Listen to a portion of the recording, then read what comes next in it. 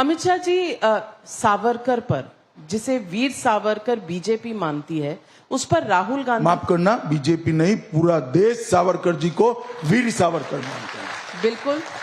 वीर सावरकर जो हम सब के लिए हैं, उन्हें राहुल गांधी जी कहते हैं कि वो घुटने टेक कर चिट्ठी लिखा करते थे ब्रिटिश सरकार को, योर ओबीडियंट सर्वेंट। और इसके ऊपर बीजेपी ने गांधी जी की भी एक चिट्ठी निकाली। मैं पूछना चाहती हूं कि हमारे इतिहास का जो इस तरह से रोज डिबेट होता है पॉलिटिकल पार्टीज के बीच में, इसको एक ही बार सेटल नहीं करना चाहिए? सेटल करने की कोई जरूरत नहीं है, सेटल ही है। ये वीर और अकेले सावरकर और वीर सावरकर का जो अंतर है ना, वो अगर समझ ले तो सेटल है। ये कोई पद्मश्री, पद्म विभूषण, इवन भारत रत्न नहीं है जो देश की सरकार ने दिया है। 130 करोड़ लोगों ने सावरकर जी की देशभक्ति को वीर नाम से सम्मानित कर कर आजीवन एटर्नल तरीके से उसके नाम के साथ जोड़ा है, तब कोई वीर सावरकर बनता है।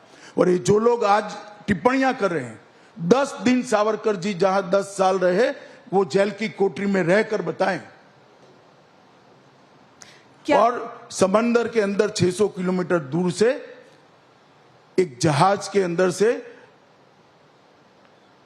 कूदकर आजादी के लिए जान दे देने का, आजादी के लिए जिंदा रहने का जो जज्बा था, इसके 10% भी किसी में हो तो सावरकर जी पर टिप्पणी करे। और देश में सबसे पहला प्रतिबंध अगर किसी पर लगाया अंग्रेजों ने, सबसे पहला प्रतिबंध लगाया तो सन 57 का स्वातंत्र समर उस पुस्तक पर, सावरकर के पुस्तक पर लगाया। सावरकर जी की पर टिप्पणी और इतनी भद्दी और ओछी टिप्पणी करने का अधिकार किसी को नहीं है। ये तो जब जाएंगे जनता के सामने, तब जनता बताएगी उनको कि सावरकर जी के लिए बोलने का क्या मतलब होता है। मेरे जैसे कई लोग जीवन में सभी प्रकार के लक्ष्यों को छोड़कर वीर सावरकर के नक्शे कदम पर देश की सेवा करने के लिए आगे बढ़े। सावरकर जी के लिए इस प्रकार की ओछी बात करना किसी को शोभा नहीं देता है। लेकिन क्या ये रिएक्शन नहीं है, क्योंकि बीजेपी भी बार बार निशाना साधती है जवाहरलाल नेहरू पर, वो भी देश के पहले प्रधानमंत्री थे। देखिए, दोनों में अंतर है।